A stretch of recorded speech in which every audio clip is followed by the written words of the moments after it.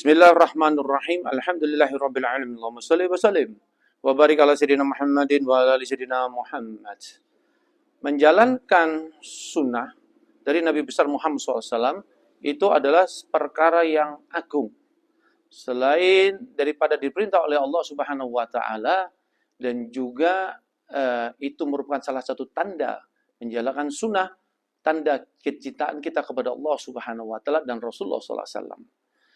Dalam satu riwayat, salah satu keutamaan menjalankan sunnah disebutkan al-mutamassiku bisunnati inda fasadi ummati lahu ajru mi'ati syahidin.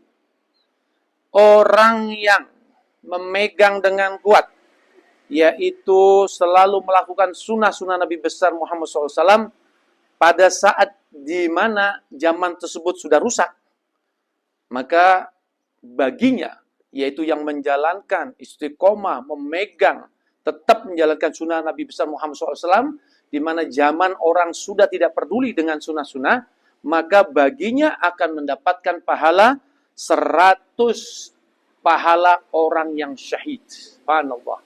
Coba kita melihat.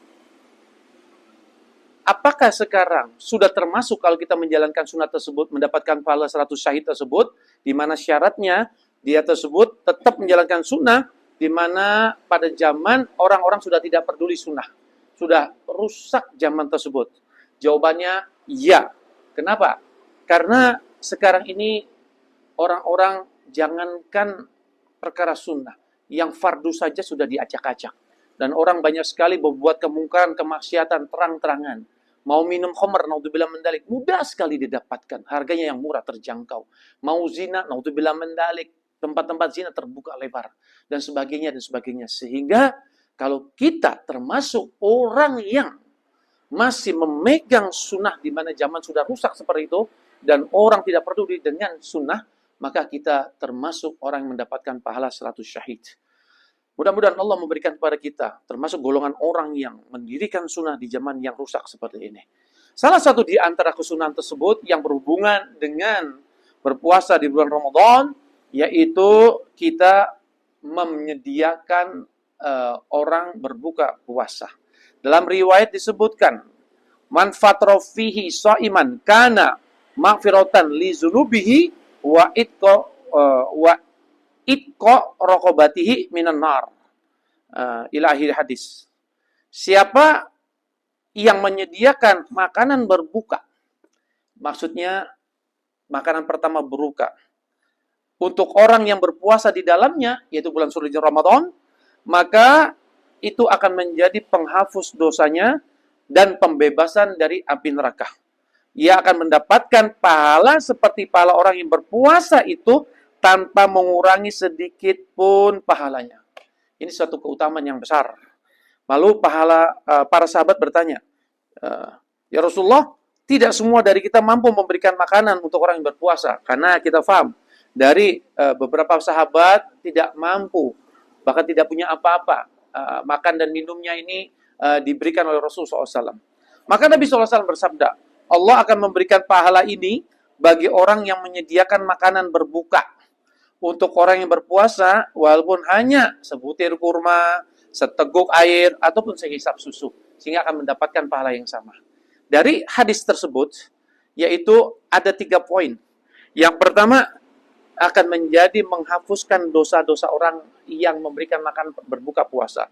Yang kedua, yaitu pembebasan dari sisa api neraka. Dan tentu kita tidak mau untuk terkena api neraka. Yang ketiga, coba kita lihat, kita tekankan di sini. Orang yang memberi makanan berbuka puasa, maka ia akan mendapatkan pahala seperti pahala orang yang berpuasa itu tanpa mengurangi sedikit pun pahalanya. Coba diteliti. Mendapatkan pahala orang yang berpuasa itu tanpa mengurangi sedikit pun pahalanya. Nah, kalau kebetulan rezeki kita ini dimakan oleh orang yang dekat sama Allah, di mana hidupnya diisi dengan ibadah-ibadah, satu hari khatam Quran, misalnya, dia setelah tidak pernah sholat berjamaah, mengajar dakwah dan sebagainya, tentu pahalanya sangat besar sekali. Sedangkan kita tidak mampu melakukan tersebut. Tapi besok kita akan mendapatkan pahala orang tersebut, yaitu dia beribadah, satu hari khatam Quran, sholatnya 100 rakaat dan sebagainya, di mana kita tidak mampu melakukannya, tapi kita tetap mendapatkan pahala orang tersebut. Kenapa? Karena kita melihat rezeki kita yang dimakan oleh orang itu saat berbuka puasa. Sehingga ada di satu negara, yaitu di nama Yaman Selatan, di Tarim, di Hadramaut tepatnya, yaitu orang-orang berusaha, yaitu mencari orang-orang soleh, yang di mana di situ banyak seperti jamur orang-orang soleh, yaitu membeli, yaitu pembuka puasa pertama yang disunahkan adalah kurma, diberikan, ya Habib, tolong engkau makan buka puasa ini pertama. Mengharapkan apa? Karena dia faham, orang tersebut adalah orang yang ahli ibadah. Sehingga dia, walaupun tidak bisa seperti orang tersebut ibadah, dia akan mendapatkan pahala orang tersebut. Karena apa? Berkat makanan pertama yang dimakan. Seperti itulah. Nah, bagaimana kalau kita sekarang ini mendapatkan pahala 100 orang-orang ulama yang rajin ibadah, kita berikan satu-satu, sehingga kita mendapatkan 100 pahala orang tersebut ibadah yang dilakukan selama puasa tanpa dikurang sedikit pun. Dalam riwayat lain, yaitu keutamaan sunnah untuk memberikan makan, disebutkan man fatrau shaiman ala ta'amin wa syarabin min halalin sallat alaihi malaikatu fi sa'ati syahri ramadhana wa shalla jibrilu alaihi salamu fi lailatul qadri. Siapa yang memberikan makanan dan minuman bagi orang yang berbuka puasa dari yang halal, maka malaikat akan bersolawat untuknya pada setiap saat bulan Ramadan, dan malaikat Jibril akan bersolawat untuknya secara khusus di malam Lailatul Qadar. Subhanallah. Coba lihat, perhatikan. Kalau kita memberikan buka berpuasa kepada orang yang dimana dari yang halal, maka malaikat akan bersolawat untuknya pada orang tersebut yang memberikan makanan dari halal untuk berbuka puasa setiap saat pada bulan Ramadan. Apa arti malaikat bersolawat tersebut? Malaikat kalau sudah bersolawat kepada manusia, berarti malaikat tersebut mengistighfari dosa orang tersebut. Apa bedanya kita beristighfar sama malaikat beristighfar? Jauh. Kalau kita beristighfar, belum tentu diterima, karena kita tidak tahu syarat-syarat istighfar.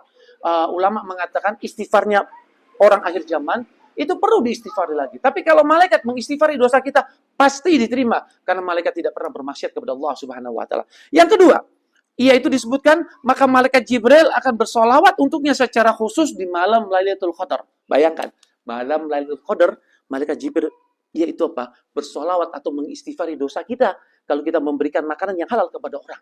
Berarti apa? Hadis ini secara langsung kita bisa maknai. Besok malam Lailatul Qadar, kita mendapatkan doa kita diistighfari oleh malaikat Jibril, pimpinannya malaikat kepada kita, pasti diterima.